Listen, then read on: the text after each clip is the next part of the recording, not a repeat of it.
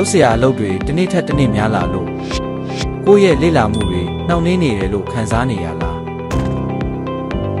ပညာရပ်တစ်ခုကိုလေ့လာဖို့အတွက်စာသင်ခန်းထဲကိုရောက်အောင်သွားဖို့အခက်အခဲရှိနေလားသင်တန်းတက်ဖို့အတွက်အချိန်ကိုအဆင်ပြေအောင်ညှိဖို့ခက်ခဲနေလားအမြဲတမ်းတိုးတက်ပြောင်းလဲနေတဲ့ခေတ်ကြီးမှာအရင်တုန်းကလိုစာသင်ခန်းထဲသွားထိုင်ပြီးနိုင်နဲ့ချီပညာရပ်တစ်ခုကိုလေ့လာဖို့ဆိုတာ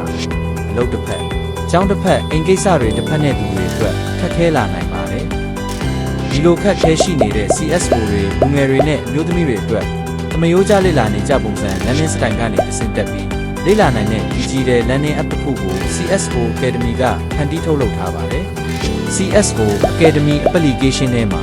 ကဏ္ဍမျိုးစုံကပညာရပ်ပေါင်းစုံကိုအချိန်မရနေရမျိုးဖုန်းတစ်လုံးရှိုံနဲ့လေ့လာနိုင်ပါမှာဒါအပြင်လုပ်များသူတွေအတွက်လည်းကိုယ်ပိုင်ချိန်ပေး online စနစ်နဲ့သင်ခန်းစာတွေကိုကြိုက်တဲ့အချိန်မှာကိုကြိုက်တယ်လို့လေ့လာနိုင်စေဖို့လည်းစီစဉ်ပေးထားပါတယ်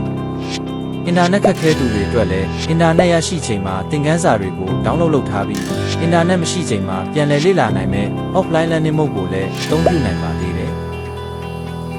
CSO Academy မှာသင်တန်းသားအဖြစ်စာရင်းပေးသွင်းပြီးတာနဲ့သင်တန်းများကိုစတင်လေ့လာနိုင်ပါပြီ